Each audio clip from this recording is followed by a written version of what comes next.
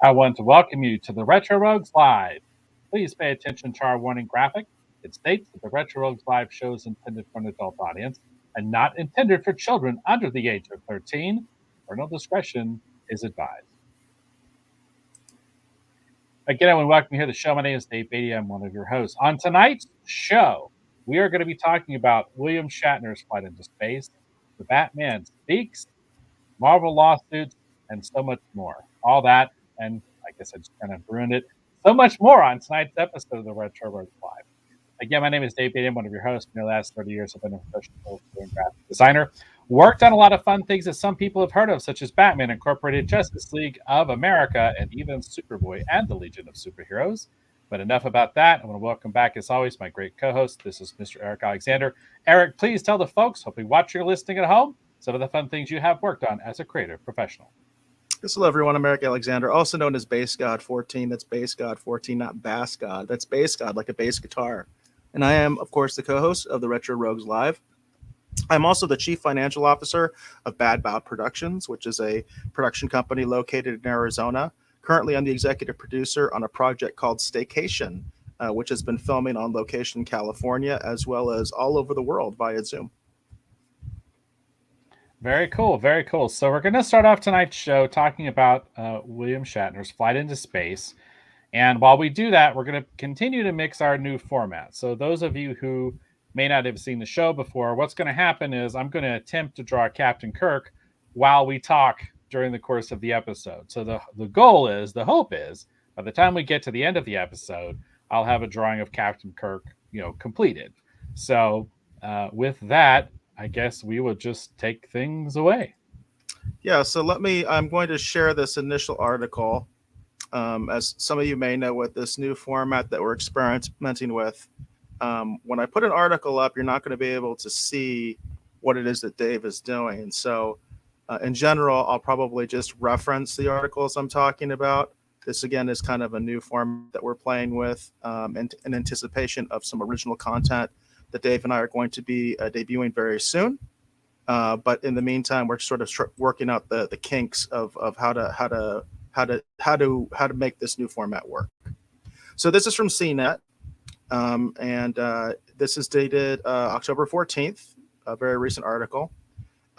Headline reads, "Watch an awestruck William Shatner get emotional about trip to space.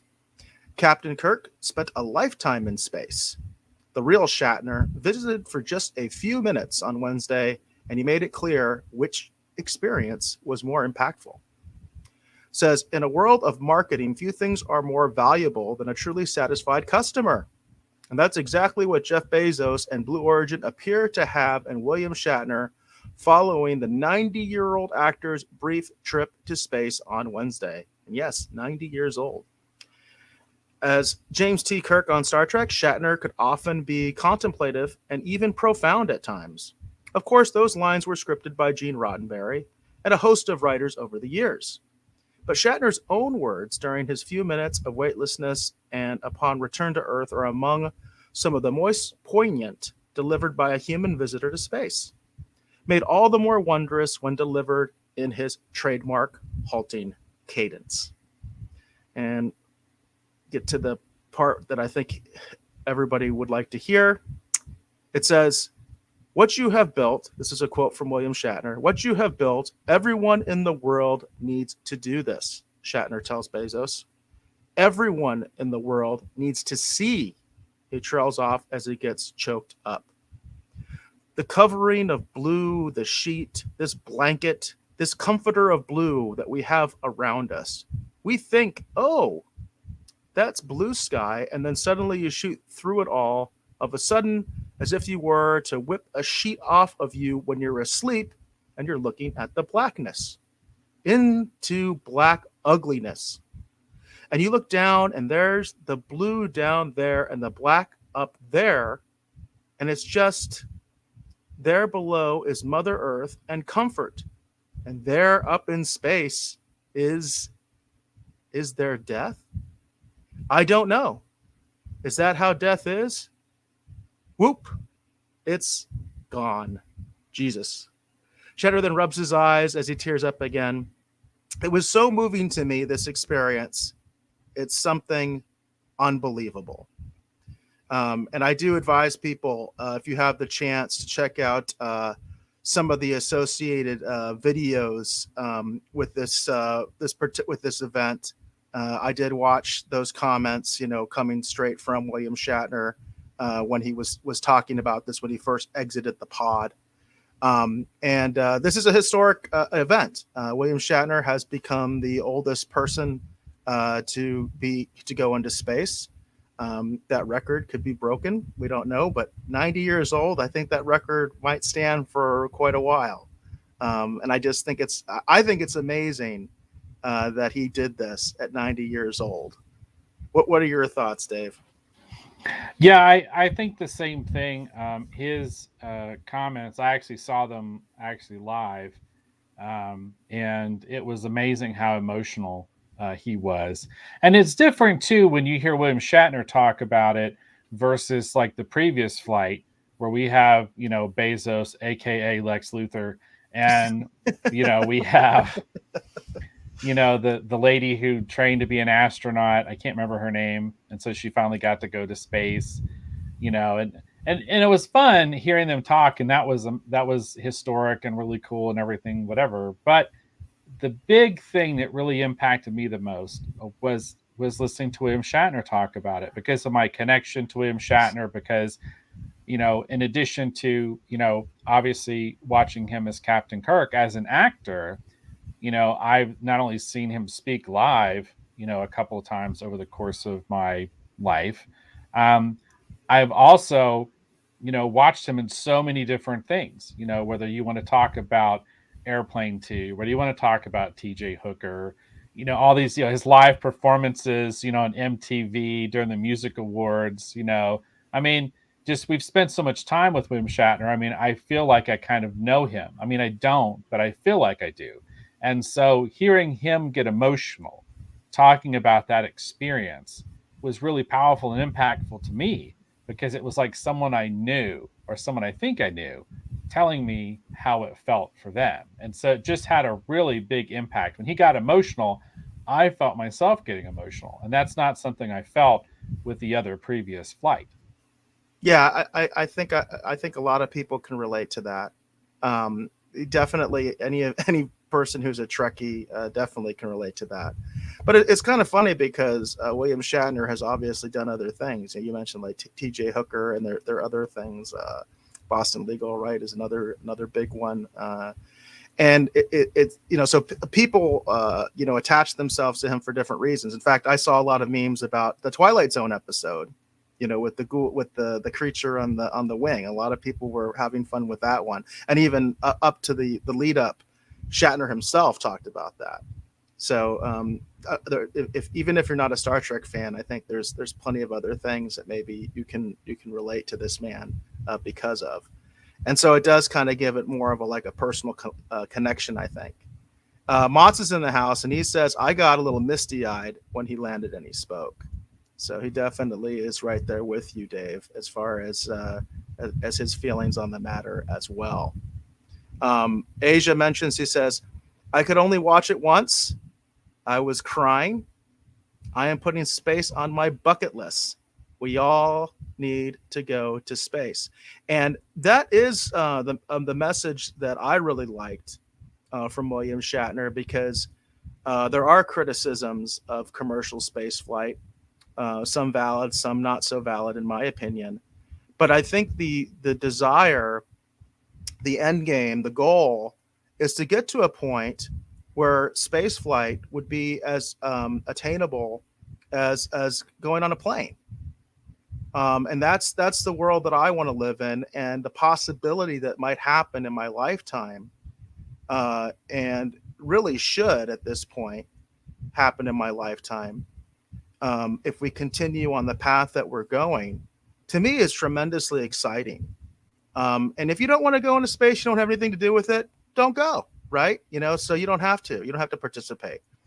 And even if you're someone who maybe is scared of going yourself, that doesn't mean that you can't take pride in the fact that other people are doing this and other people are taking on that challenge, because I think that is the end goal. is to make space travel again like as common or at least as attainable as flying on a plane. Which to this day there are people that have never flown on a plane. You know what I mean? It's not like it's common for everyone everywhere in the world, but it certainly is an attainable goal for most people in the world. Um, and then Hollywood Jackson says, "I've been to space, my space." Laugh out loud. Wonk wonk wonk. Okay, so I remember MySpace as well, Hollywood. I definitely remember that as well. But if you have any other thoughts, folks in the Rogues Gallery, obviously this is something that Dave and I thought was definitely worth discussion, and as a result, we're going to be doing a tribute, right, Dave? You're going to be live drawing Mr. Shatner on the air, right? I'm going to attempt to. We'll see how it goes. Before I get started, I wanted to say hi, Hollywood. Hi, David Motz. And a big shout out to Asia because I noticed that we're both sporting actually Star Trek emblems tonight. So she's got a next gen one on, and I've got an original series one on, Oh, which I there you think is go. really cool. That's So, awesome. That's awesome. all right. So I'm going to Yeah, get started drawing here. Asia So. shared a tweet earlier, and she mentions it. It said, "Eric, my suck it Picard tweet." She tweeted out a picture of Shatner on the New Shepard capsule, and I guess he put up a little card, and so now you can kind of put anything in there that you want in the card, and it says Picard suck it on it. So I definitely appreciated that. For folks that don't know, I'm not a big fan of the Picard show, so I thought that was kind of nice to see, even though I know somebody just put that there. But and Motz mentions we should have our show live from space. That would be really cool. As I mentioned last week, actually, they are filming a feature film in space right now. We talked about that last week. It's called Challenge, and it is a Russian film production. The director and one actress are on board, actively filming that movie.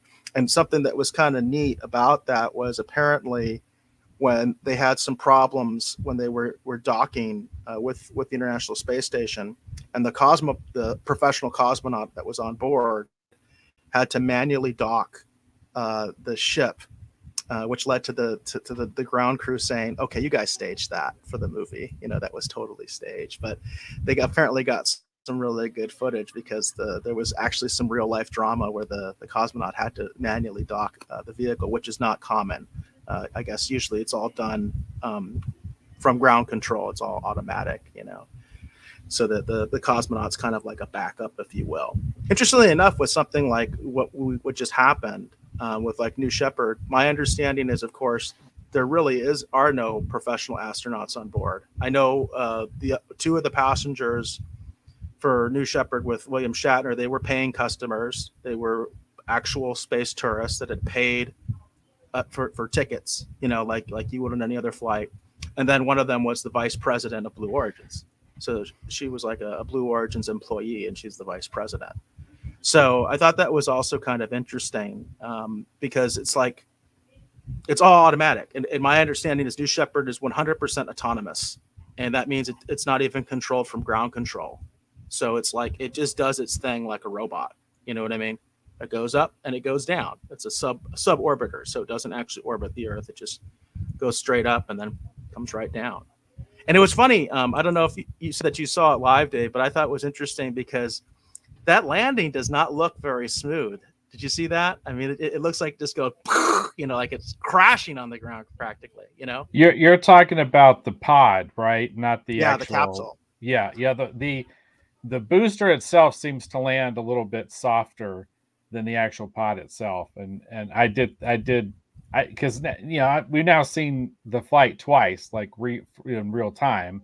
At least I have, and the pod always seems to come down a little bit harder than you expect, and then the actual, rocket seems like it lands like no big deal. All I can think of every time I watch the booster itself land is I keep thinking of Space 1999. because with the way it kicks up the dust and everything, it reminds me of the Eagle. Okay. The way the Eagle comes in, the way the jets, like, the rockets, like, shoot up all the dust and everything. And I keep thinking how crazy it is that we've come so far, that we have, that there now exists something that reminds me of something straight out of science fiction. I mean, we're at the point now, well, not now, but I mean, I could see, what, like in another 10 years or something, like that moon base alpha and all that stuff that seemed like science fiction could actually be real, Yeah, which I just think's absolutely. crazy. Yeah, the booster for New Shepard as well as for the SpaceX Dragon definitely reminds me actually of even older sci-fi. It reminds me of the old Flash serials, Buck Rogers, early Twilight Zone. I never thought I would see a rocket land that way. I never thought that that would be something that they would even want to do. It just wasn't something that was conceivable to me. To me, it's literally is straight out of science fiction. And I think it's amazing that they do that, that it lands the way that it lands. Did you ever see the television series? I think it was Salvage One, where it had oh shoot, what's the name of his actor? Darn it, I can't remember the name of the actor that was in it. But that was like that. They would fly off, into space, and they would, like, occasionally repair satellites or something, or bring things down or whatever. And that was like a rocket, and it would go up and land as if it was, reusable. And it reminds me of Salvage One a little bit too. I think it was the name of the show was Salvage One. Yeah, that's Um, not one that I'm familiar with. But if anybody in the Rogues Gallery has some comments, please let us know. Mods mentions, yeah, it looked like it hit hard. I was actually kind of surprised that Shatner didn't say something when it came out, but it seemed like he was so excited about the whole thing that he didn't mind it. And apparently, I guess it's not as bad inside as it looks from the outside. I imagine that they have some sort of buffering that allows it to be more comfortable inside. I would expect that that's the case. These pods are designed for tourism, so it's supposed to be a pleasant experience. There's no doubt about do that. Can we go ahead and put my screen up so I can go ahead and get going? Okay, thank you. No problem. I'm looking at the time. I'm starting to freak out. I got to get started. So, uh, Matt's in the house. Matthew Reed. He says, "Hello, gentlemen. Good to seeing you. It's good seeing you too, Matt. I'm not sure if you had been able to see any of this event that we're kind of commemorating right now, which is the first flight into space of William Shatner, aka Captain Kirk, who is now the oldest living person to go into space. I think that's pretty awesome. Actually, the oldest person to go into space. Period. There has never been anybody older than 90-year-old William Shatner to go up into space. Asia says, "I can be the Queen of Mars for real."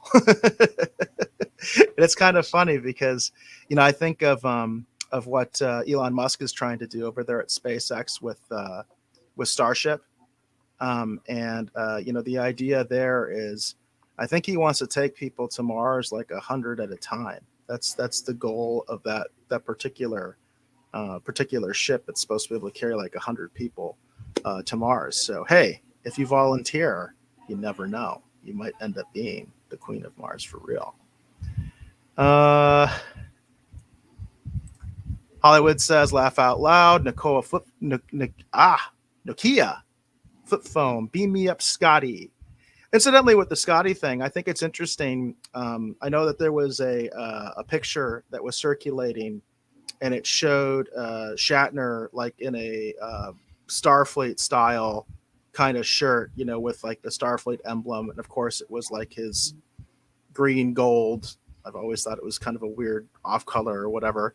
And then the other people that were part of this particular flight, they were in red suits, right? They had red shirts on, and people kept making all these, oh no, their red shirts are all going to die. Has everybody forgot Scotty? What happened to Scotty? It's like that's he wore a red shirt. Okay, engineers, right, in that era, for Star Trek, they wear red shirts, and I'm sure, in my mind at least, that's what they were, giving a tribute to. In fact, when it comes to actual space professionals, especially the older ones, I think Scotty is it for them because Scotty was the engineer. And engineers, of course, are so important when it comes to space flight. So it's not about the security guys, folks. It's about Scotty. It's a tribute to Scotty. At least that's what I'm thinking in my mind. Yeah, Asia says Scotty in space now. Yeah, that's actually I think if I recall, part of James Doohan's ashes were put into space. I think that happened. I know that was the intention, but I think that was I think they did do that. They put Asia is confirming that they put his ashes in space. So, and I do think that's a portion of his ashes. I don't think they took all of his ashes, but I do recall that James Doohan did make it into space, but after death. You know what I mean? So not when he was alive. So we do have some other stories that we're going to be talking about while Dave is drawing away. Obviously, he does need to have some concentration while he's doing that. Hey, Jane is in the house. We haven't seen you in a while. Jane says, "Hey guys," and we have not seen you in a while, so it's good to see you. We are experimenting with this new format where we're doing some Dave is doing some live drawing. Again, this is in anticipation of the fact that we will be putting some original content on the show in the very near future. Basically, we're inviting everybody to kind of go on the journey with us as we do create some new characters, a new story, all original, that kind of stuff. But we're trying to get all the kinks kind of out of it before we actually debut the new format. And it should be mentioned, this is a good time to mention it, that Dave will not be available next week for the show. He's going on vacation. I'm going to be looking into getting some guest hosts for that show to kind of make it kind of special, and also kind of to help lead up to the plan that we have of releasing this new content. So I'm working on that actively, and once I know who's going to be on the show, I'll definitely be making some announcements on my Twitter. So my Twitter is at BassGod14, at BASSGOD14. I'll also make sure that Dave is aware of it, so maybe he can update like the Facebook and things like that, because we're definitely looking into it. And Asia, I think that would actually be fun. You said you can guest host, and I think it would actually be fun to have you on the show at some point for sure. I am talking to somebody else at the moment, but definitely I think it would be a lot of fun. And I keep forgetting to mention this, but Asia, I think you've been doing a podcast yourself. And if you want to promote that at all, please do so, because the podcast that I'm aware of that you were doing, it was actually somebody that was involved in some stuff that I was doing with Russ Emanuel, the director of Staycation, for some time. So, you said you were on the Cosmic Cafe show, and there's another Eric, and of course he is the main host of the Cosmic Cafe show. He actually helped us quite a bit in the promotion of Occupants, the Occupants feature film. He was very involved with that. In fact, when we did, I'm trying to think if it was considered the actual premiere or if it was considered like a special screening. Sometimes they change that up. But we did a screening at USC, which was really neat. I think it was either the George Lucas or the Steven Spielberg Theater, which I thought was incredible. It's like, here I am at USC Film School, which is Russell's alma mater. And, one theater was the George Lucas Theater, and one theater was the Steven Spielberg Theater. I can't remember which one we were actually in, but we were in one of those. And Eric was there as well. And he was doing like a live sort of podcast as we were having this debut. So it was good stuff. I do recommend that to folks if you want to check that out. He does a lot of content, I think, like UFOs, conspiracies, things like that, right, Asia? And you can correct me if I'm wrong about that. And Mott says Retro Rogues community. I think you mean hangout show. I think is what you're probably getting at, Mott. I think that would be a lot of fun. Yeah, hangout. You said. I think that would be a lot of fun. So yeah, we'll see what the format's going to be next week. Like I said, I am working actively right now on a couple guest hosts, so we'll see what happens there. Mind Hunger is talking to us here from YouTube, getting some rare YouTube love. We do appreciate our YouTubers, but we have so few of you come on the show. Mind Hunger says Captain Bill in space. Yes, we're definitely talking about that, and as you can see right now, Dave is doing his tribute to the one and only William Shatner live here on the air as he does a live draw, which again is a experiment in our new format as we hope to be bringing you some purely original content in the future that has been developed by Dave, myself, and also Robert McVeigh, my partner over at Bad Bob Productions. Uh, and I like this. Asia says Hollywood has to sing for us. So Hollywood, what do you think about that, huh? So you have to sing for us. Hollywood actually has worked on a piece of music that we hope to be debuting on the show. Hopefully, what I'm trying to do is I want to have it for like the format change, so it kind of gives us an extra oomph. But he has some music that he worked on for us specifically that I think came out very, very well. I do hope to be utilizing that, especially as part of the format change, because I'd like to have sort of a more set intro, that we can do at the beginning of the show. I think that would be a lot of fun, and what Hollywood did is definitely, definitely going to help us with that.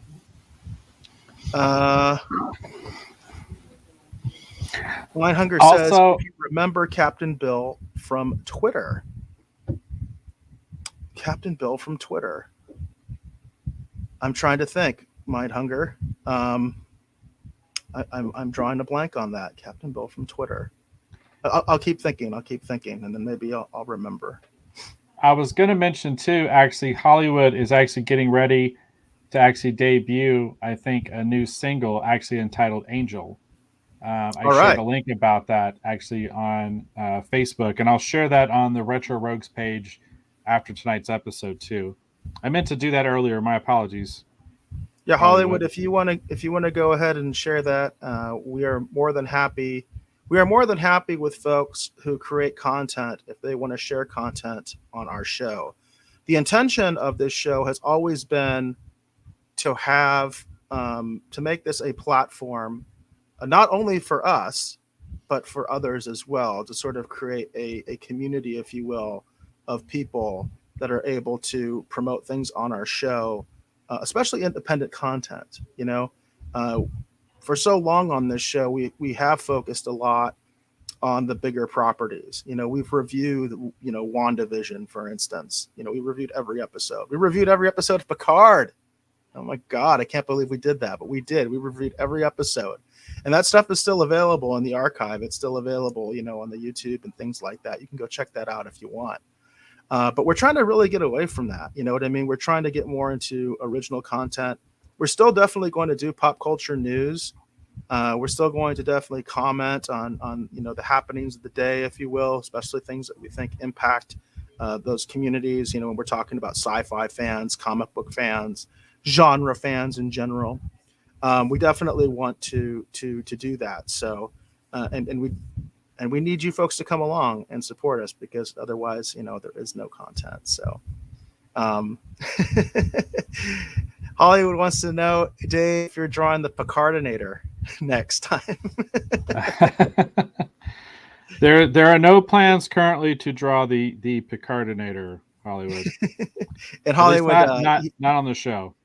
Hollywood did provide his link there. It's hollywoodjackson.herenow.com.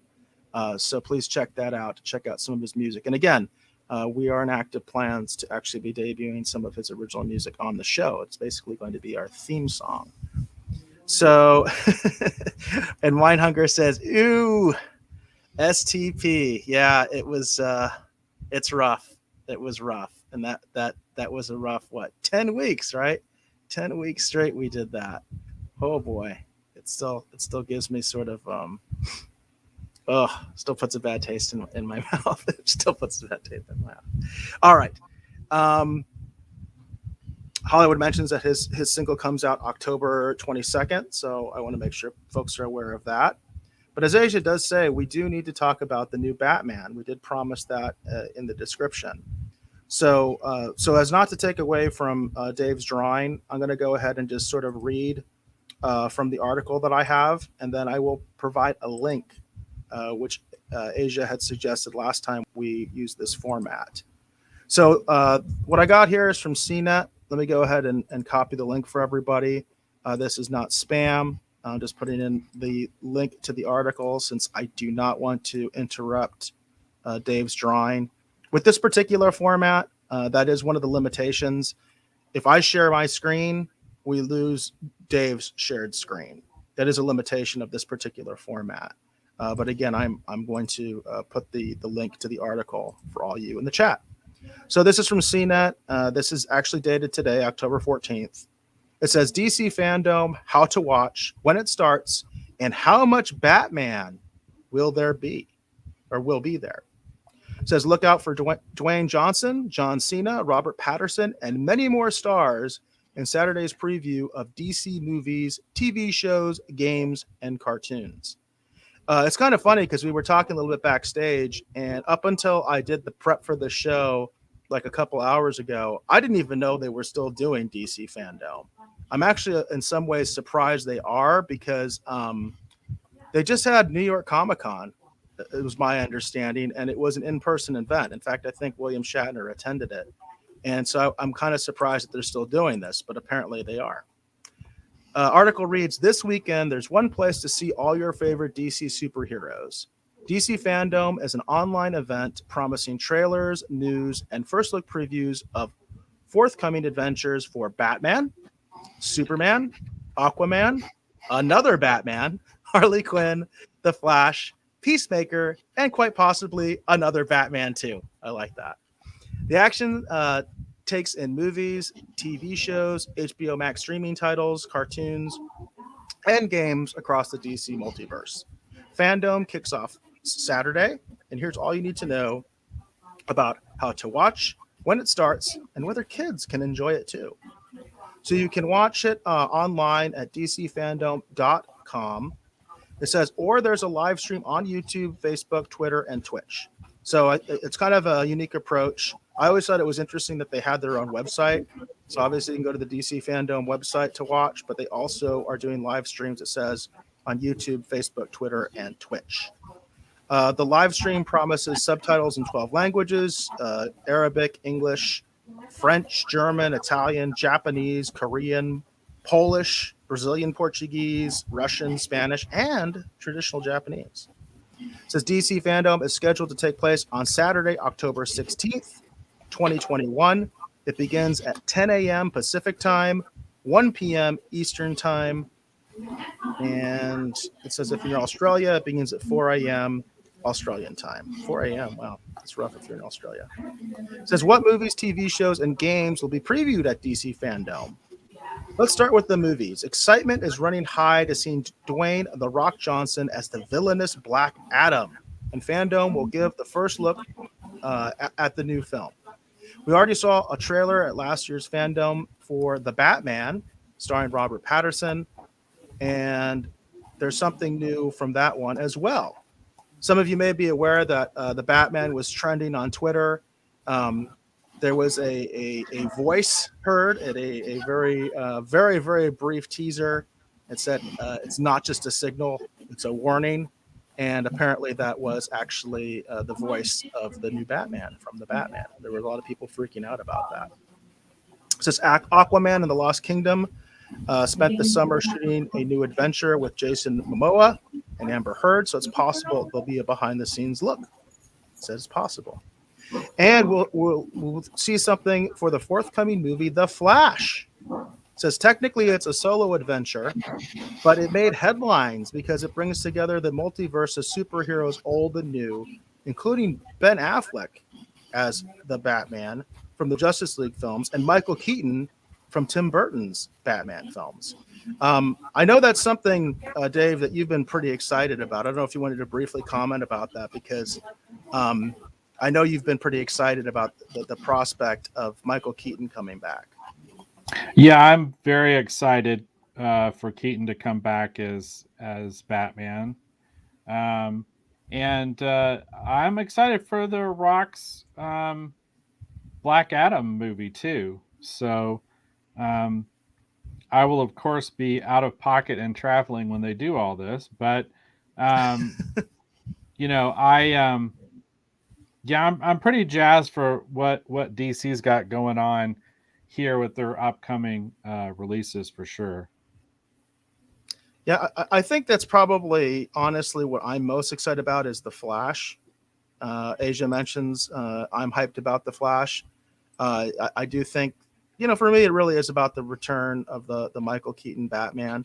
I don't know how much I like Batfleck, to be honest with you, or I'll be honest, I don't think I really do, and that's probably somewhat controversial to say. I am curious, as we're talking about all these different Batmans, what your favorite Batman is. I think that'd be kind of good discussion there for the Rogues Gallery, because there are so many. Even just for this event, we're looking at, the Ben Affleck Batman. We're looking at the Michael Keaton Batman. We've got the new Batman from The Batman, the new movie. So I mean, there's just so many different Batmen. It's kind of crazy. It's kind of crazy. And Asia also mentions that the Battison teasers, as she's calling it, the Battison teasers looked pretty good. So we're going to see. It's kind of funny because the Batman has not.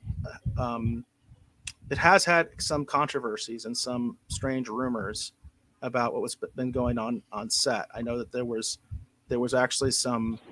They had some real difficulties because of the pandemic. And a lot of the rumors are related to that because they did have to stop filming, just like everybody else did. And there's all sorts of crazy rumors about how that might have affected the production. But I assume at this DC Fandome event, a lot of those questions will be answered as far as what kind of problems maybe they had. I mean, I could see more of a full trailer coming out as opposed to just a teaser. Going on with the CNET article, it says switching to DC on the small screen, we'll get a taste of the next steps in the CW's Arrowverse. Look out for the new seasons of Batwoman, The Flash, and the excellent Superman and Lois. You'll also get your first look at Naomi, which I'm not aware of that particular project. It says on the animation side, DC and Warner Brothers are showing off new series Batman Cape Crusader, limited series Aquaman King of Atlantis, and season 3 of the adult animated comedy series Harley Quinn. There's also likely to be more of a look at the animated movie called Injustice ahead of its October 18th release date. It adapts a video game where Superman is the bad guy. And we did talk about Injustice on a previous episode. We actually talked about the Injustice trailer. So check that out. I can't remember how long ago we did that. It was a couple weeks ago, but I remember Dave specifically had wanted to talk about that. And we did talk about the Injustice trailer at some length and the whole premise of Injustice. So definitely check that out on the YouTube. It says, for fans of James Gunn and the Suicide Squad, we're likely to see a full trailer for HBO Max series Peacemaker coming in January. As for video games, we'll get another look at Suicide Squad Kill the Justice League, which was previewed at last year's Fandome from Batman Arkham developer Rocksteady Games. And we could also see more of Gotham Knights, a 4-player action title. And I think that's kind of fun too. We've talked about we would like to feature more like video game content on the show. And certainly if they had some cool DC video games, that would help us to talk about more video games on the show. Regarding Can Kids Watch DC Fandome, it says there's a child-friendly version of the event at dckidsfandome.com that's designed specifically for younger fans. The main show won't feature any explicit sex, violence, or other naughtiness, but you have to enter your age to access the main site. The trailers and videos for DC's more grown-up movies and TV shows will also include a content warning beforehand, just in case. I'll tell you, as a parent, I do appreciate that because sometimes some of the stuff that DC's doing, it's like, I don't really want my kids involved with that. So it's just the way it is sometimes. Hollywood says that looking good on all the TVs here, Dave. So Hollywood is mentioning, of course, Hollywood has been helping us as much as the Rogue Gallery has been helping us, just kind of telling us how you're perceiving this new format, Like, how does it look on your TV screen? How does it look on your laptop? How does it look on your phone? So I appreciate that feedback, Hollywood. But Hollywood says it's looking good, Dave. It's looking good. Thank you, Hollywood. I feel like I'm kind of struggling tonight, but we'll still have something done by the end. So Yeah, definitely a lot of pressure for folks who don't realize, you know, Dave is obviously trying to do like a likeness, and he's doing it live. And so there is a lot of pressure involved with doing that. We previously did an inking of a drawing of Delenn from Babylon 5. If that's something you folks are interested in, that was just 2 weeks ago. You can check out that previous episode. And in that one, we actually were using a different format. So I do advise you to check it out. We really would like some comments from people, because that format was completely different. So in that situation, Dave actually had a camera, and he was inking live with an actual marker on paper. And so that format was actually very different. And it also had some different production value, because the way that screen is shared as opposed to the way we're sharing the screen now is completely different when it comes to StreamYard and how it does it. So if you want to check out that previous one, in that case, Dave had already done the sketch beforehand, and then he just inked it live. In this case, he's starting from scratch, and he's doing everything live. So I want folks to understand that there's a lot more going on this episode than there was in that previous one. But Hollywood says, I can't tell that you're struggling. Yeah, Dave always makes doesn't it, Hollywood? I agree with that. Jane says it's looking good here too on her phone. We do appreciate that feedback of letting us know what you're watching on, and letting us know if it's looking good, because again, we want to make the mistakes now with other people's stuff rather than make mistakes later with our brand new stuff that we're doing ourselves. So please let us know. Matt Reed says it's looking good, Dave. So some more positive feedback there. thank you. I appreciate all the positive feedback, everyone. Thank you. Asia says it looks wonderful, Dave, like the animated show. We were talking about that backstage, Asia. That's very perceptive of you, because we were talking about that backstage a little bit about how this might turn out. So she's feeling some of the animated series, Dave. Well, that's good, because I said my hope was at the very least it'll feel a little bit like the animated series. I'm feeling like the way this is coming together right now, it reminds me of the Star Trek DC series, for those people who remember that. And I feel like it's starting to look kind of like that. You're talking about the DC comics? Yes, the comic book series. My bad. Yeah. Yeah, I think I have some of those. But you know what? The other day I was looking through some of my old like childhood comics. They're actually still over at my mom's house, because I have so many comics, modern comics here. It's kind of crazy. I don't have space for them.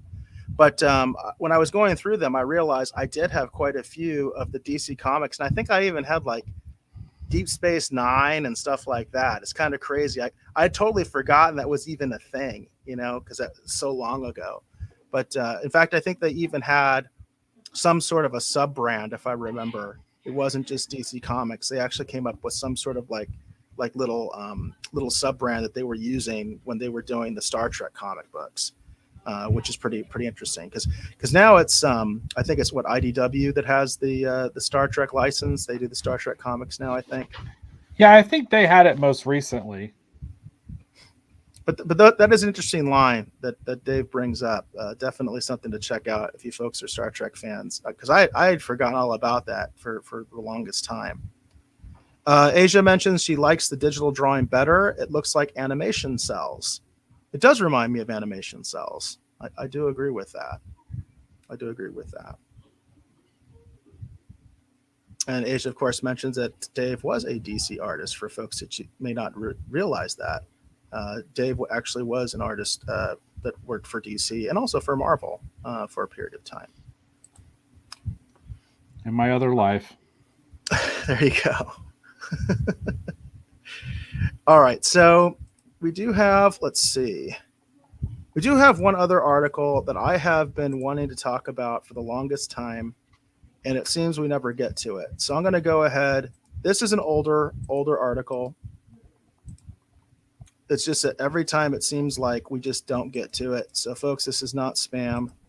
I'm just going to go ahead and share the link. So again, we do not have to take Dave off the air, so to speak, so you can still see his drawing. So this is a Hollywood Reporter article. It is dated September 24th. It has been several weeks that I've wanted to get to this. It just hasn't happened. But I thought it's something definitely worth talking about.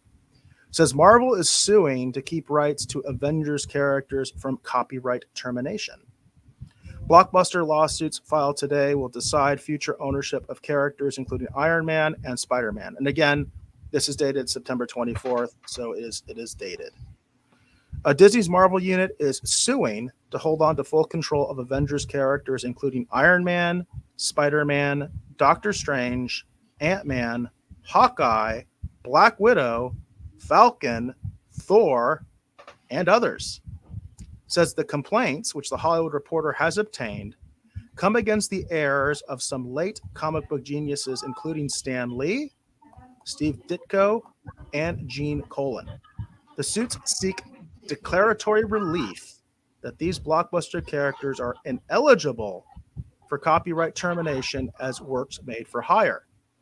If Marvel loses, Disney would have to share ownership of characters worth billions. I think that's something that's important to point out, because I know when this news first came out, there was some talk that Disney, is if they lose this lawsuit, that they're going to lose control of these characters. That's not exactly true. They won't completely lose it. It's just that they will have to share the rights of the characters with the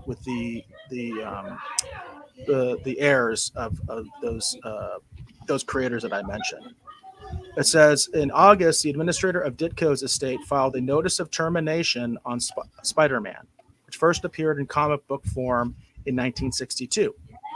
Under the termination provisions of copyright law, authors or their heirs can reclaim rights once granted to publishers after waiting a statutory set period of time. According to the termination notice, Marvel would have to give up Ditko's rights to its iconic character in June 2023. Now, I looked into this copyright law. Folks, it's really complicated. It's really complicated, and it seems almost like it's intentionally ambiguous. But basically, just as the article is saying, the idea is that when you make something as a work for hire, the idea is that you're giving away your rights to, say, a publisher. I assume, it could be, this could also happen in television or films. It's probably all different depending on the medium. But the idea is that basically you can give your copyright away, and then after a certain period of time, you can say, well, I want it back. I want it back. And your heirs can do this as well, because as far as the creators are concerned, most of these creators are no longer with us. Since Marvel is facing other termination notices, for example, Larry Lieber, who worked at Marvel as a writer too, filed termination notices over creations in May. The heirs of the comic book creators are being represented by Mark Toberoff, who once famously represented Superman creators Jerry Siegel and Joe Shuster in an unsuccessful termination attempt against DC Comics. That is significant. That termination attempt was unsuccessful. And I do remember back in the day when I was still attending San Diego Comic-Con, I remember when that Superman lawsuit was really big news. There was a lawyer that used to go to San Diego Comic-Con like every year, and I would go to his panel because it was almost like getting free legal advice in a way. And I remember he talked a lot about that Superman lawsuit, and he had some pretty good guests who had some interesting insight on that. But again, they failed. It says DC staved off termination by counterclaiming against Toberoff and asserting torturous interference of its rights. The publisher was represented, I'm not going to even try the name, who just so happens to be representing Disney now in its efforts to keep rights to various Avengers. So there is a direct parallel to the Superman lawsuit of the past. and this lawsuit that's happening now between Marvel / Disney and these various creators and heirs of creators in this current lawsuit. In other words, the same lawyers are on both sides. So the same lawyer that was trying to get the Superman rights back, he's out there with these heirs trying to get their rights back. And the same people that defended DC in their lawsuit, they're now defending Disney. So that doesn't sound like it looks very good for creators if that's the case when you're talking about the exact same legal teams and what the result of that was. So again, I did put the link in the chat, so you can read that article if you want. But it's definitely something that I think is interesting, and as someone who is in the middle of creating something with Dave and also with my partner Robert McVeigh, it's kind of interesting, that whole idea of the creation for hire, and of course we're trying to avoid that. We're basically trying to do something ourselves so we don't have to deal with that. But you never know. At some point, I think I would be interested, in a possible licensing deal. You just never know, so especially I think toys would be interesting, and I don't know how I think toy deals can be kind of tricky. Matthew Reed says that's a very interesting concept. Oh, Asia does mention she can hear the background noises. So yeah, I'm sorry. Mott says he was hoping he wasn't hearing things. That's funny. I was so enwrapped in my own voice that I didn't even notice any background noises. I honestly didn't. Yeah, Mott, I think it was more like the voices in my head, as you say. That's kind of what I was thinking. Yeah, Hollywood. Yeah, that's not me. It so. Yeah, that's not me, Hollywood. Yeah, I'm sorry, everyone. So, background noises. Just so everyone knows what's going on, the lady who is going to be watching our dogs while my wife and I are out of town is here. They're meeting the dogs, and then it's the mother of my wife's friend's boyfriend, and they're here and they're enjoying themselves while we're doing this. Sorry. Yeah, party at Dave's house, as Mott says. So.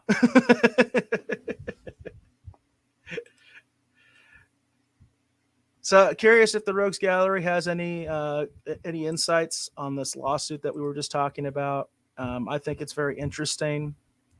I will kind of make a prediction just based because I always think, past events are always a good indication of future events.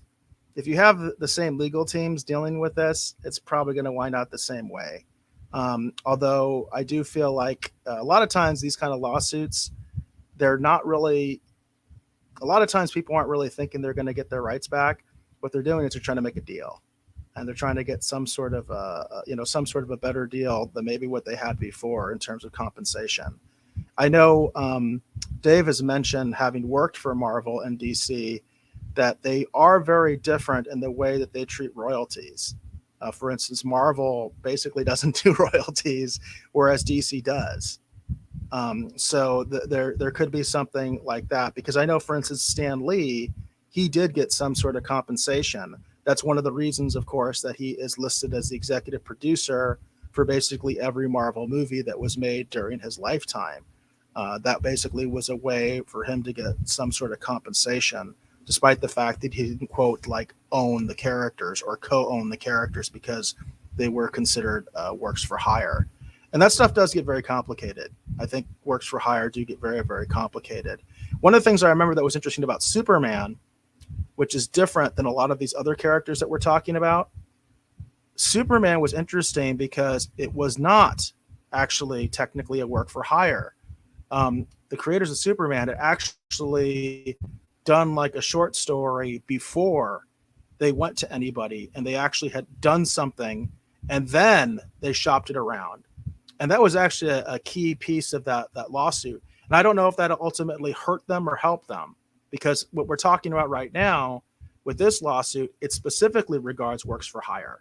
Like this is a specific thing that they did, and this is American copyright law, by the way. That's an interesting thing to point out. It doesn't affect international rights because that's done totally differently. But they did do some reforms where they specifically were addressing works for hire and the idea of the creator getting those rights back, right? But Superman, again, technically was not a work for hire. They actually had come up with that before, and then they kind of like pitching a television series or a movie. They started going to publishers and saying, "Hey, are you interested in this?" So it was kind of technically not a work for hire. So again, I don't know if that will affect this particular lawsuit, one way or the other, but it's just something I think is important to point out. Hollywood Jackson says, "I want my MTV back." All right.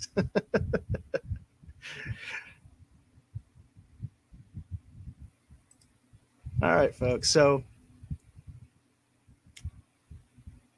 I'm thinking right now the drawing's looking really good, Dave. I think it's looking really good.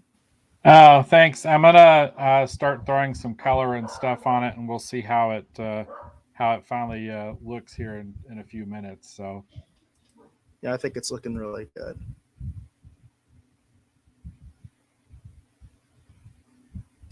Regarding the lawsuit, Matthew Reed says, hopefully it will set precedents for other creators in the future.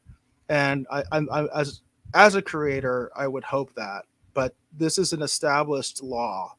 And I did actually look into it a little bit. And it's pretty complicated.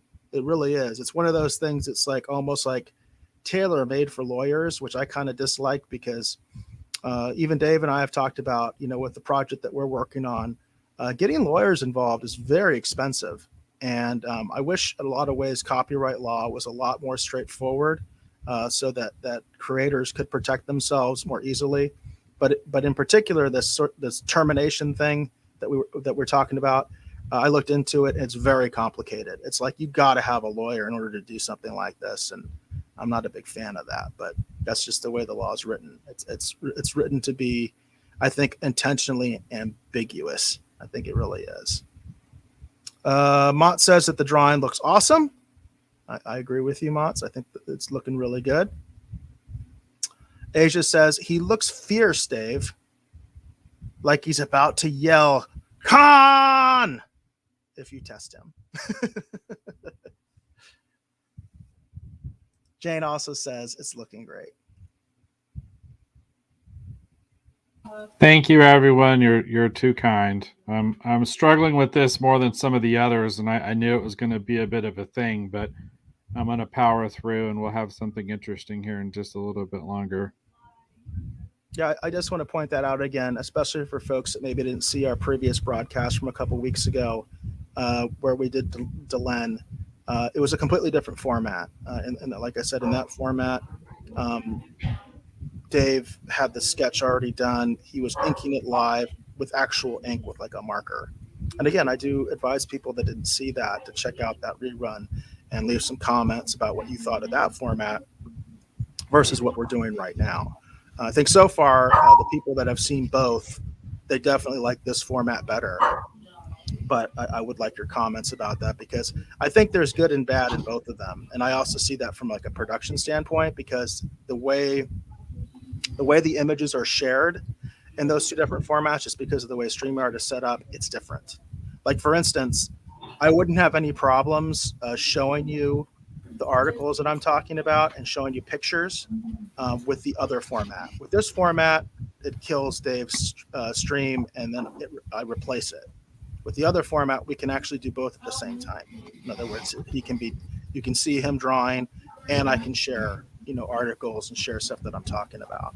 So again, there's good and bad in both. Although, I definitely want your feedback as far as what you think. Hollywood Jackson says it looks like Kirk here says he's thinking, where's Picard?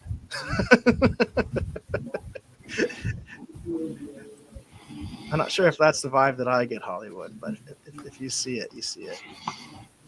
Now, speaking of one of the limitations of what I was just talking about, I have another article I'm going to go ahead and share with you folks. I've been wanting to talk about this for a while, And this is going to be a very, very, very tough one as far as talking about without being able to show you the images. But I'm going to do it anyway. So we do a segment on here called Collector's Corner. In fact, the Thursday show previously was a Collector's Corner focused show. But we haven't done any Collector's Corner content in quite a while. And I thought this would be kind of fun to do something along those lines. So recently I became aware of Lego Ideas. And I don't think this is something that Dave is even aware of. And this is a particular project by Captain Mutant. This is the person that's organizing the campaign.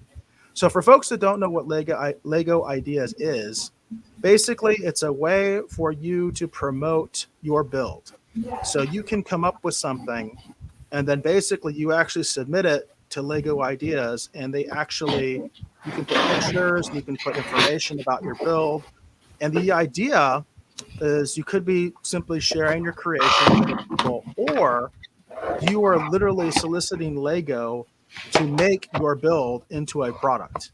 Okay, so that's the idea. So that's what these people are doing on Lego Ideas, and that's what Captain Mutant has done with this particular project. The project idea is dated September 9th, so that's when he first posted it, and it's for Stargate. It's for Stargate. Right now, it looks like it's got 4,000 supporters. I think the goal with this thing is something like 6,000. It's kind of like, in a way, it kind of reminds me also of like those petition type sites and things like that, where people are saying, hey, we want to see you do this. And it says here, it's amazing that in just 32 days, my project has garnered 4,000 supporters. Thank you all for your trust in my design, and here's to finding 6,000 others like you to do the same. So apparently his goal is actually 10,000 supporters. In the meantime, I thought it was time to share an update with you. A couple of weeks ago, I asked you all if you had any idea what equipment each team member could carry. Now, for those of you obviously you can't see the images I'm seeing.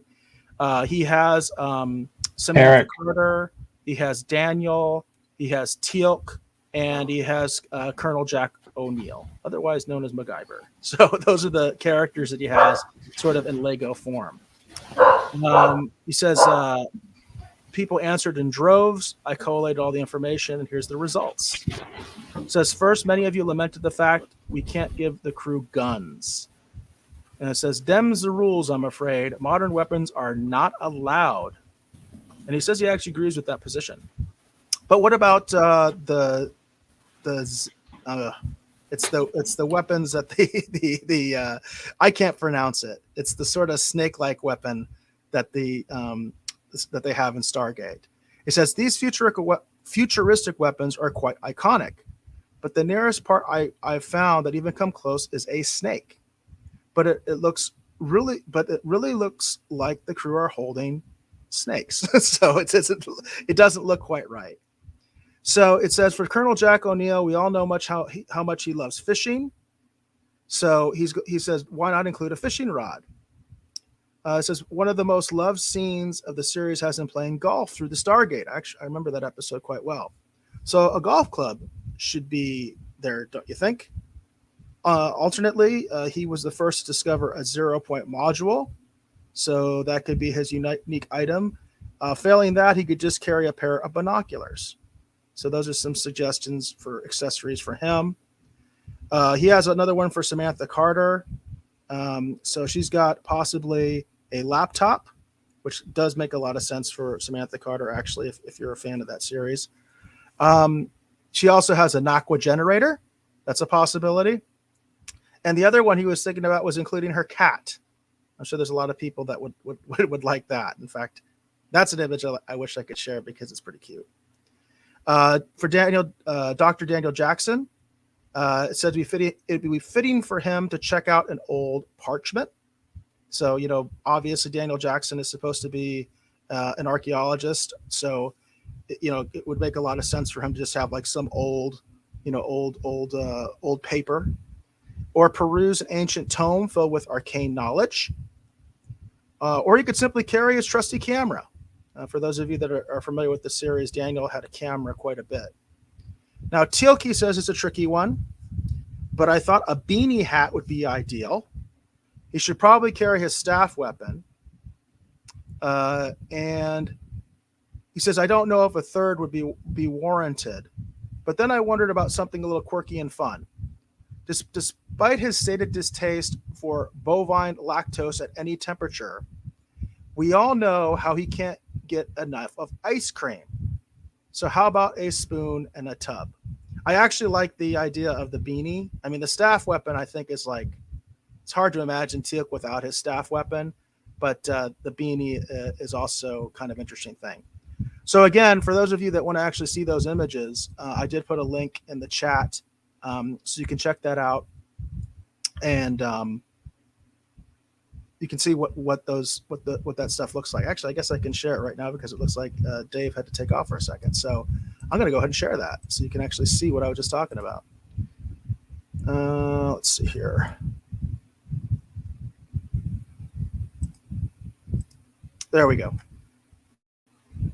So now you can see what it was that I was describing, and I think it looks really cool. If you're a Stargate fan, even if you're not a Stargate fan, I think that this looks really interesting.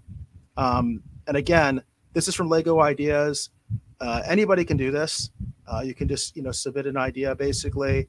If you're interested in it, if you do Lego yourself, that you can just share your build, or like I said, in the case of what they're doing here, they're actually trying to get Lego to make this in real life, which I think is really cool. I think that's a really neat idea, and I think it's really neat that he was doing this. Let's see here. Let me get into the chat. James says, I think Daniel should have Kleenex. Really? Daniel should have Kleenex. That's interesting. I've watched me a lot of Stargate, and I'm trying to get the association of Daniel having Kleenex. If you can clarify that, Jane, as far as why you think that Daniel should have Kleenex, I think that would be interesting. She's referencing the movie. Oh, in the movie. Oh, okay. There you go. That makes sense. It's funny because I've talked about that numerous times. In fact, I've wanted to talk with PJ from Orville Nation to be on his show at some point and actually talk about sort of the controversy between the Stargate movie versus the Stargate series, because I don't think the fandom really addresses that very well. It's kind of a unique situation because the movie was one creative team and the television series is a completely different creative team, but it's obviously the TV series obviously derivative of the movie. In fact, I know the original creators of the movie, they've wanted to do sequels and they wouldn't have anything to do with the continuity on the show. And I'm always curious what other fans would think of something like that, and sort of the conflict between the two, or the possibility that both could be going on at the same time. I know there's been some talk of a possible Stargate revival, and I wonder which path they would go with if that was what they did, or if they would just remake it completely, kind of just do a completely new kind of remake. Let's see here.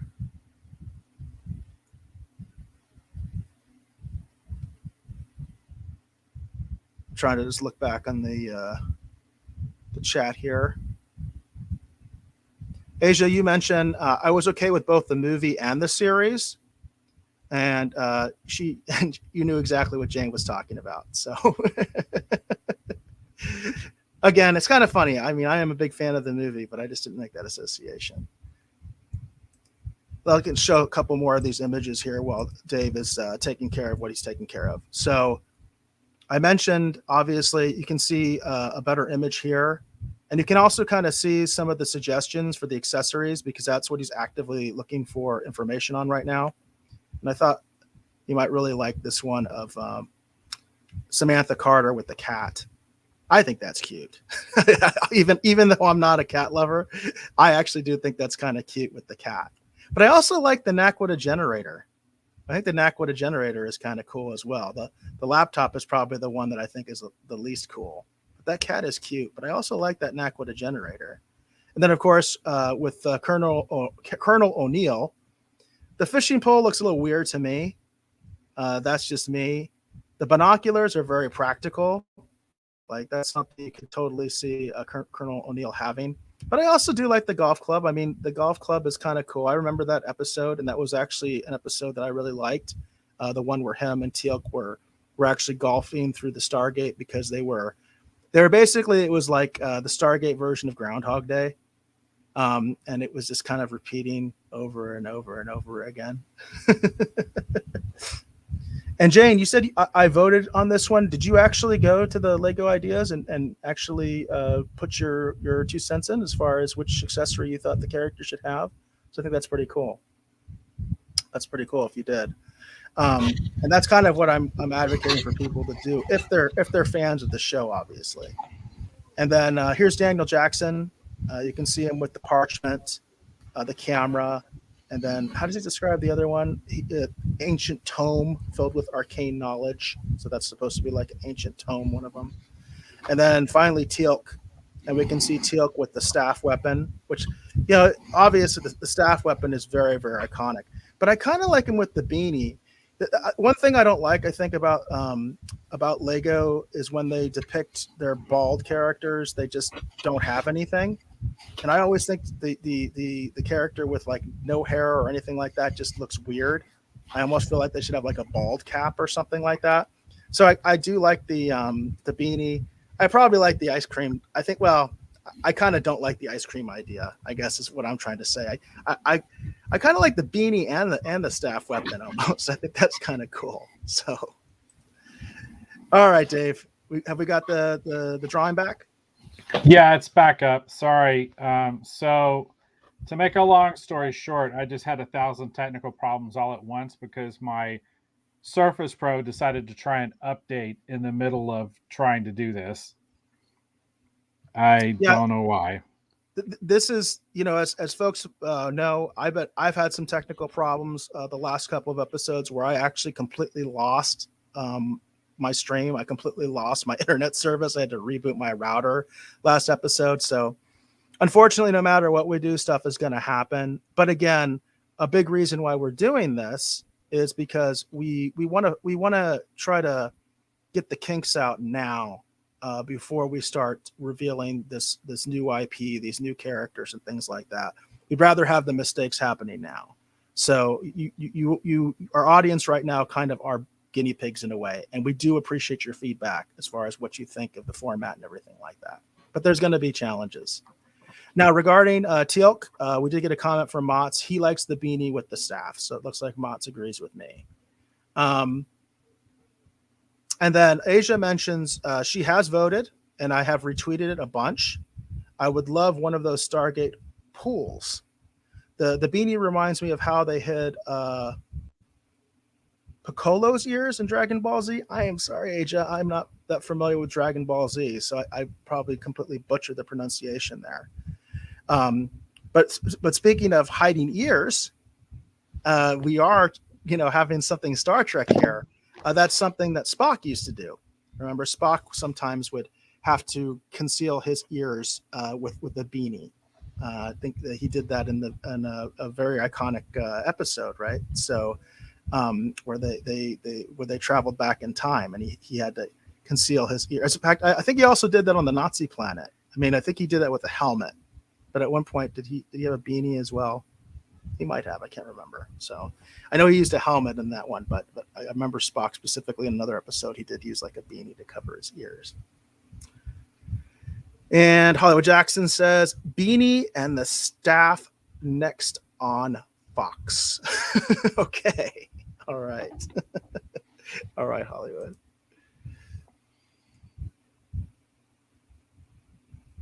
So how are you feeling about the drawing so far, Dave? I think it's looking pretty good. I think it's looking okay. I'm going to try and pull it. Well, we're at 1:15.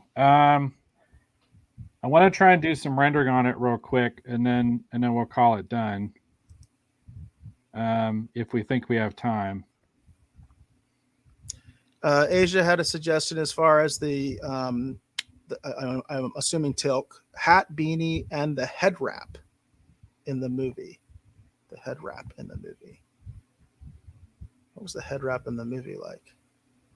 Gosh, I'm drawing a blank on that stuff. But I do want to, again, just advocate for you folks to go on there. Again, if you're Stargate fans, I think it's really cool.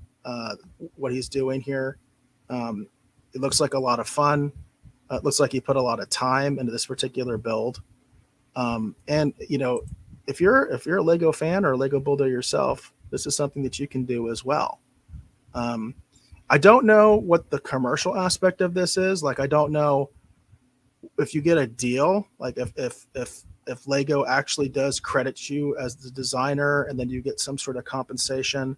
That I don't know.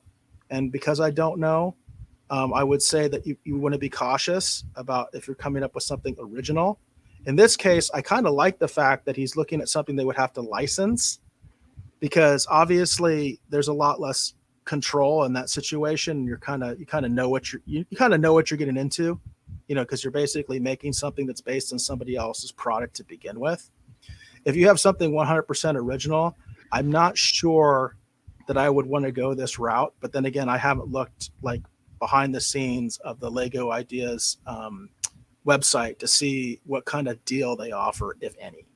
So I don't know what kind of rights you're giving up when you do that. But I think with a licensed product where you don't have the rights anyway, why not? It can be fun. Matthew Reed says he's loving the drawing, Dave. Thank you. Asia says, I have a Lego annual pass. I can go wherever I want. Love This Is Lego. That's cool. That's very cool that you have an annual pass. Are you talking about like Legoland, or are you talking about like Lego Discovery? Because I know we have a Lego Discovery, I believe, over at Arizona Mills Mall. I actually took one of my daughters there one time. Had a really good time, by the way. We really enjoyed ourselves. But then, of course, there's also the Legoland that's like outside of San Diego that I'm aware of. I've never been to that one. I've only been to the Discovery. And then I think there's actually a Discovery now at the Chandler Mall, if I recall correctly. The Chandler Mall now also has a Lego Discovery, which I think is really cool. Mott's had a suggestion as far as that campaign. He said they should just include all the accessories. That way you can create different scenes. That seems like not a bad idea at all, actually, Mott's, that you just include all the accessories. I think there are Lego sets where they do include multiple accessories for the characters, but I'm not familiar enough with like what's out right now. I haven't bought a Lego set in a very long time. I do a lot of times when I'm actually looking for action figures. I've been on the hunt for those Kenner Marvel Legend figures, and when I go to Target, I always look for them. So I do go down the action figure aisle, and sometimes I will go down the Lego aisle as well. But to be honest with you, I haven't bought a Lego set in I don't know how long. The last one that we bought here would have been for one of my daughters, and it was kind of funny. The last one I remember buying her, I ended up actually building it with one of my other daughters. In other words, not the one that I bought the Lego set for. So I don't think Lego's been kind of mixed. My kids actually, what they like is probably more than anything is they like the Minecraft Lego, because they like Minecraft a lot. So I don't know if it's as much their love of Lego as it is of Minecraft. Although anybody familiar with Minecraft, I mean, in a lot of ways, Minecraft is like virtual Lego, right? I mean, it's Lego in a virtual form in a lot of ways. But so it does seem like a no-brainer that Lego would have Minecraft themed sets, which I think is kind of cool because, like I said, my kids actually like that stuff.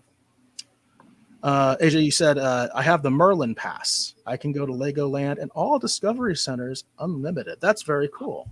That's very, very cool. Like I said, I've never been to Legoland. I've wanted to go.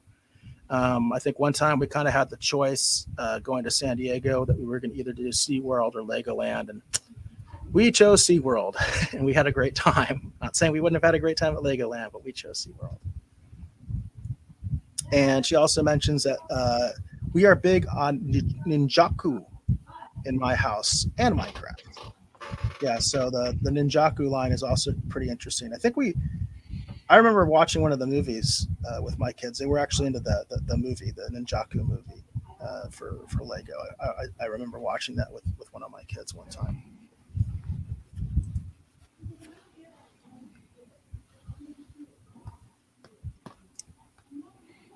Well, I think it's looking really good, Dave.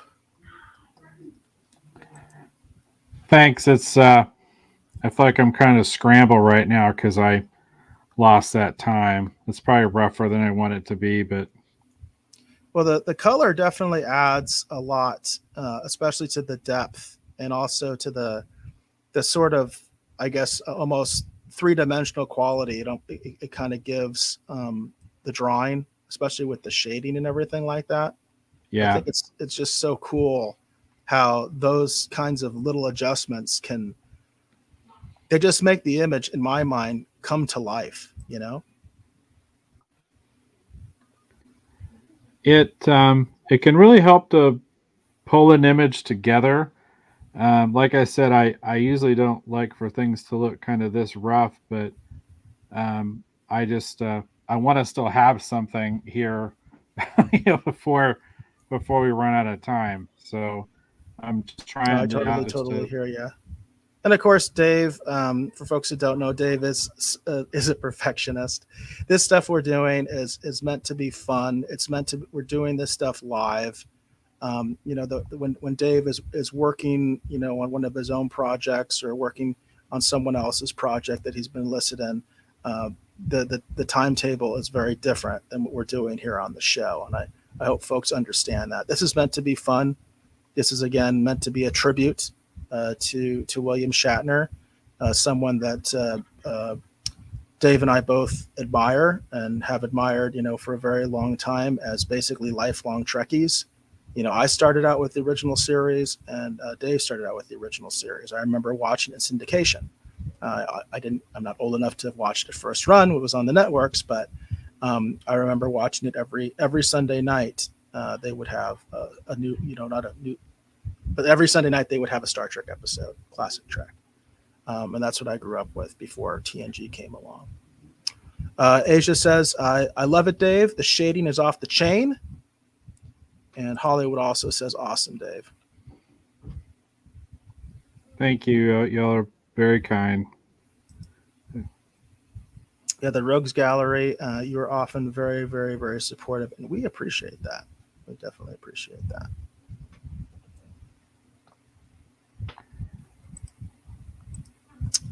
Let's see. I don't really have another like backup article, so as Dave is kind of continuing with the drawing there, if you folks have anything else that you want to talk about, pop culture related, I may or may not be aware of it. I'm kind of surprised we didn't get a little bit more comments with the DC Fandome thing because there was a lot I was throwing out there. As I mentioned, I'm probably most excited about the Flash simply because I want to see the Michael Keaton Batman. But there's a lot of other projects that apparently they're going to be talking about. And I also think it's kind of interesting that they're still doing it. Like, I would ask the question, why didn't they just do this at New York Comic Con, which was an actual live event? Why are they still doing these virtual things? I don't know how successful the DC Fandome event was previously. I'm guessing it must have been very successful in the eyes of DC. Otherwise, they wouldn't be doing it again. Otherwise, they would have maybe done something at New York Comic Con instead, which was just like a week ago or 2 weeks ago. Yeah. I think that's kind of weird. So I don't know if anybody in the Rogues Gallery might have some insight on that, but I think it's kind of strange because I really wanted to go to New York Comic Con. I think that would have been a lot of fun.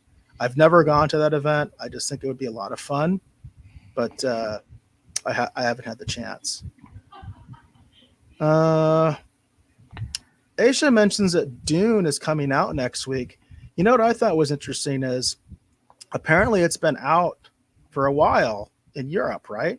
Which I thought was really, really strange. Apparently, when I was looking at some movie type stuff, I realized that because I was looking at movie grosses, and I realized Dune had made something like 100 million. I was like, wait a second, Dune's not out yet. Apparently, it's already out in Europe. I don't know if you're aware of that. So there's got to be all sorts of reviews for Dune already, probably all sorts of spoiler-filled reviews. But then again, I mean, can't really spoil something based off a book, right? If you're going to be faithful to the book, you already know what's going to happen. Or if you saw the original movie. But I haven't heard a whole lot about what people are thinking, but a lot of people have already seen that movie. Like I said, when I was looking, it was like it's already grossed like $100 million because it's been released pretty much in every market in Europe already. Gravity Station, it's been a while. Gravity Station from Twitch. We appreciate you coming on and commenting on the show. Gravity Station, simple message there. Simple question. DC or Marvel? For me, it's fairly easy. I'm a DC guy. Doesn't mean that I don't like Marvel. Please don't think that. But I have always considered myself more of a DC guy because, I go with the classics. You know, Superman, Batman, Wonder Woman. Those are the characters that I always thought were the coolest, and it's just the way that I am. My dad's favorite character was the original Captain Marvel, what they call Shazam now, and that's also was my I should say my brother's favorite. So, although of course the original Captain Marvel wasn't originally DC. Speaking of how we were talking about lawsuits earlier, there was quite a big lawsuit regarding Captain Marvel. Jane says Star Trek is the one show my dad and I watched together. He would always chuckle at Spock and Bones' interactions. And Jane, I completely relate to that because I watched Star Trek with my dad as well. I watched both the original show and I watched TNG with my dad. And those are some very, very good memories of the two of us watching those shows. And my dad had an interesting perspective also because my dad was an electrical engineer, although he spent most of his career doing computer programming. The time that he was out in the industry, they had that sort of transition because there was no such thing as a computer engineer when my dad started out. So he was an electrical engineer, and he kind of made that transition, kind of helped create that.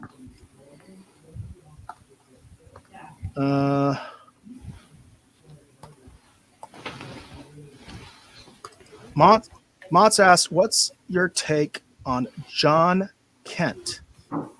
A lot of, I assume you mean fuss about it. I know almost nothing about that, Mott's.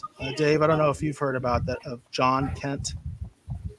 Yeah, so the thing is that the character of John Kent, which is Superman's son, who is essentially now I think essentially new Superman.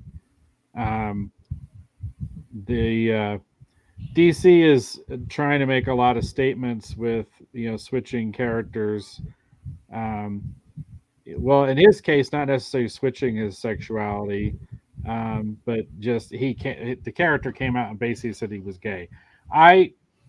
When it comes to Jonathan Kent, that's a new character, so I don't have a lot of negative thoughts about that.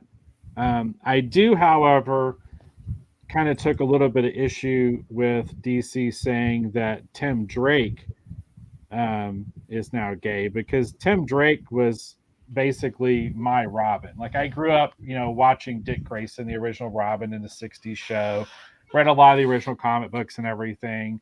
But Tim Drake to me was the Robin that I most personally identified with. He was the one who was a Batman fan, who deduced who Batman was. Eventually, he had the opportunity to become Robin. And then he wasn't like out of the box, like ready to be Robin. He had to train really hard. He had to work to achieve that goal. And so for me, I just, as a Batman fan, I just really identified with Tim Drake a lot. And then, his original miniseries, I can't remember the name of the character, the gang member that he had the crush on, and like just all that stuff just kind of spoke to me when I was younger. So, Tim Drake was my Robin, and his relationship with the spoiler, like that's just stuff I grew up with. So, I don't have a lot of, I have friends that are gay, I have friends that are trans, so I'm not anti, that at all. Just for me, it felt a little out of left field because Tim Drake has been around for such a long time that it felt a little weird all of a sudden that he now is gay or bi or whatever. But as far as Jonathan Kent is concerned, he's a newer character. if that makes sense for his story, that's great. I don't have a lot of negative feelings about it. But just for me with Tim Drake, it just felt a little out of left field because I identified with Tim Drake growing up. Like, he was my Robin. As much as I love Hal Jordan, I feel like Kyle Rayner was kind of my Green Lantern too. Wally West was, in my mind, more my Flash than Barry Allen. The characters who inherited the mantles, the legacy characters, those characters to me, in my mind, as a longtime DC Comics fan, are as important as the original characters. Dick Grayson, the original Robin. So I have mixed feelings about it, Mott's. I just do. So with Jonathan Kent, it makes sense. With Tim Drake, to me, it feels a little out of left field. And I'm just being totally honest. So Yeah, it's an interesting take, Dave, as far as an established character versus sort of a new one. I tend to to be that way myself. Although ironically, I wouldn't say Tim Drake, for instance, is my Robin. I still go with Dick Grayson. So it's just, there you go. That's a nerd argument right there. So we can always find something to argue about. Asia said that John Kent, I can't even. Says extra for no reason. I feel like it's virtue signaling, and I think that's what it is. I would agree with you on that, Asia. Mott says, leave the old characters alone. New characters equal open season. And I would generally agree with that concept, Motts. I think in general, I would agree with you. If you have an established character, just leave them be.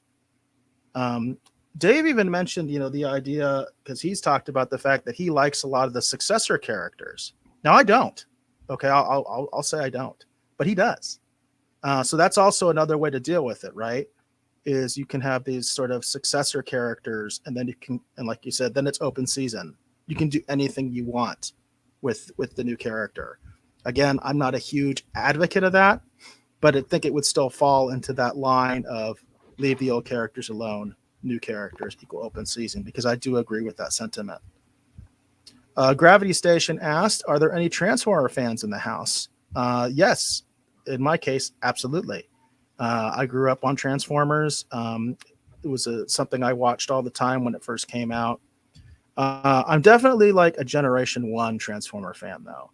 I haven't liked a lot of the new shows. To be honest with you, even though it's considered, I think it's still technically considered Generation 1, I didn't like any of the Rodimus Prime stuff. When they killed Optimus Prime in the movie, I was traumatized. I was a kid, and I was absolutely traumatized because other than, I think, Robotech, there weren't shows at that time where they ever killed major characters. And I can't remember if I saw Robotech before I saw the Transformers movie. I think I did see Robotech before I saw the Transformers movie. The original one, the animated one. I saw that in the theater. But I was one of those people that was, as a kid, was absolutely traumatized by the death of Optimus Prime. But but what's funny is I love that soundtrack. I even had it on tape, and now I have it on CD, and the tape is probably somewhere too. I used to play the heck out of that Transformers, original Transformers animated movie soundtrack. But I absolutely hated when they killed Optimus Prime. It was terrible for me.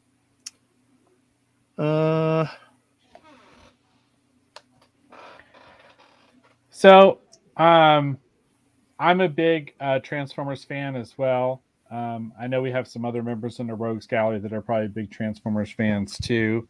Yeah,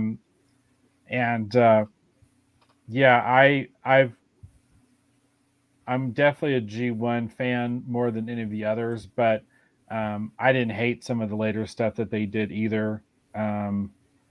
Like all the stuff with Rodimus, all the original cartoon stuff I really enjoy. I'd prefer not to have seen Optimus die as a child as well. but that's they're notorious for saying their original thought was they're just going to blow through the line for the next set of toys, right? That's what they Right. always keep saying when they interview them about all that stuff. So I think everyone, for better or ill, my apologies. I feel like this is where we're going to leave this Kirk drawing.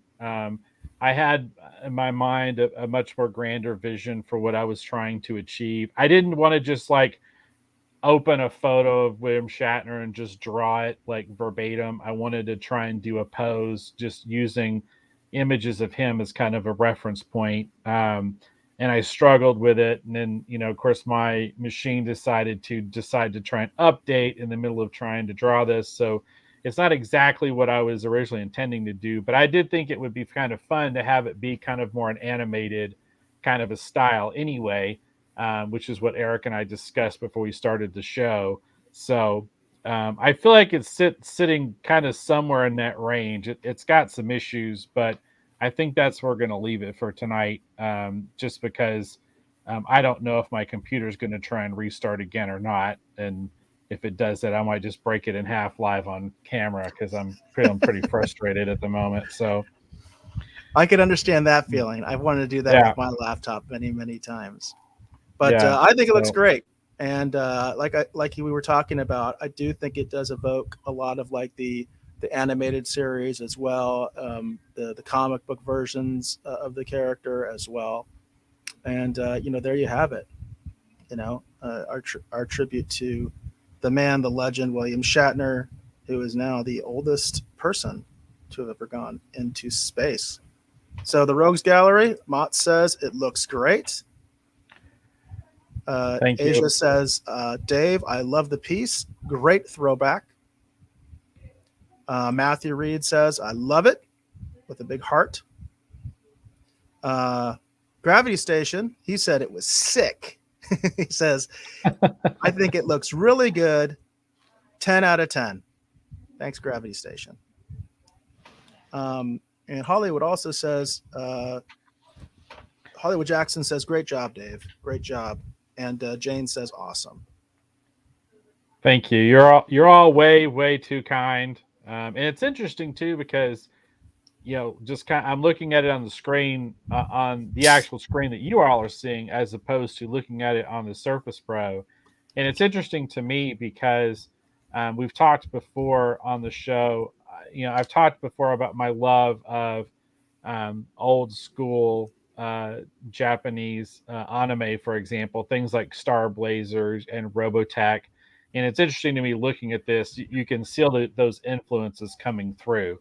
Like in a pinch, those things that I grew up drawing, they're just seeping through, whether I want them to or not. So this is definitely an interesting experiment. So, and thank you everyone for the kind words and the patience. I just I don't know. I don't know why in the world this thing decided to try and restart in the middle of trying to do this. But irregardless, at least I was able to draw for you tonight, and I hope everyone enjoyed it. And so there you go. Well, we've got a lot of positive reaction in the Rogues Gallery. And I can say also from my perspective as your co-host, I think it looks awesome. Um, I'm a huge fan. I'm a huge Trekkie. There's just no doubt about it. And this is my captain. When it comes to the captains of Star Trek, again, I like the originals, folks. What can I say? That's just the way that I am. I always like the originals. I like it the first one out of the gate, I guess, because no matter what, even if you think subsequent iterations or subsequent legacy characters as they come out later on, the first one is the trendsetter, and it's always going to be the standard by which all the other ones are compared, and it should be that way, in my mind. So this is my captain. And mine too. I think the only other captain that actually competes with Kirk in my mind is Pike, just because I've enjoyed so many different iterations and versions of Pike. I've talked about how much that I enjoyed Pike in season 2 of Star Trek Discovery. I'm really excited, hopefully, to see that new show whenever that comes out. But also, too, I keep badgering Eric. I haven't brought it up in a little while, but I would love to review the Marvel Comics series Star Trek Early Voyages that actually focused on Pike and the early Enterprise crew, the actual comic book series, because I thought that series was a lot of fun too. So, but Kirk is always going to be the standard in my mind by which all other starship captains are going to be judged. Um, you know, I would have said Picard was my second favorite for a very, very long time, but man, that show I can't anymore. I can't watch Next Gen anymore. I just can't. It that show did a real number on me, and it really changed how I saw Picard. Up until that point, I had a just different view of that character, and I can't get past it. So I would have said Picard as my second as well for the longest time, and for the exact same reasons as you. I can't do it anymore. I I can't. can still watch TNG once in a while, especially if it's not a Picard centered episode, which most of them are. A lot of them are. So it's difficult. But for me, number two is Cisco. I've been watching a lot of Deep Space Nine Oh lately. yeah, For me, number two is going to be Cisco. And one thing I really like is also the progression, because of course they kind of marketed Discovery, right? Michael Burnham or whatever, that like, oh well, she was yeah, not the captain and she's the center. Well, Cisco wasn't a captain either when he started out. yeah, He was the commander, and literally he was a commander. That was his rank. But he started out, he wasn't the captain. He didn't have a ship. He just had these silly little runabouts and stuff like that. He was the station commander. So I also like that progression, that eventually he did get his own ship. Eventually he did become a captain. So there's a lot of character growth with Cisco as well. Plus the show just gets a lot better. Once season 4 starts roaring up, it's like, that's when it really starts to shine in my mind, is when the Dominion War starts and all that. So I would say number 2 for me would be Cisco, but number 1, definitely still Captain Kirk. yeah. Cisco's a great captain for sure. That's a great. Yeah, Cisco is awesome too. Hollywood says, you want to make it so, Dave. Good one, Hollywood. All right, so I think we're pretty much All right, set, yeah. right, Dave? I think we're good. Unless anyone else on the Rogue Scout has anything else they want to say. We've got a Um, lot of comments that I'm going to use at the end. So all right, that sounds great. Let's do that then. So let's go ahead and head to the outro. I want to thank all of you for hopefully watching or listening to this episode. Well, you're going to watch it. You're not going to listen to it, because the episodes where I'm drawing seem stupid to me to put them up as an audio podcast. Um, so anyhow, so I want to thank you for watching this episode of the Retro Rogues Live. I want to thank you again for your patience while I was dealing with some technical problems, and I sort of struggled through this tonight. And again, yes, just thank you for hanging with us for tonight's episode. Yeah, I think I'm feeling in a weird mood. This is a little more stressful than I liked. And just want to encourage you, if you're curious to learn more about me, see what occupies a lot of my time, I'll encourage you to go check out my t-shirt company. It's Kirby Tees. That's KIRBYTS.com. Got a lot of great things over there. I like to highlight the designs by my fellow artists, such as Sarah Aerosmith, which is The Brains Are Magic. It's a really great t-shirt. In addition to that, too, also the Skeletor. I'm a huge fan of the Skeletor, which is a collaboration between myself and the Janimal. Really, really fun shirt. We're going to be hopefully debuting some new designs here coming up, probably within the next several weeks, and I'll probably highlight some of them here on the show. Ramping up towards the holiday, I have a arts and crafts festival I'm going to be doing in November with the Janimal, and so definitely check that out. And also consider purchasing a Retro Rogues Live T-shirt and supporting what we do here on the show. We greatly appreciate your support, such as you, Asia. Thank you for your support of the Retro Rogues Live. Okay.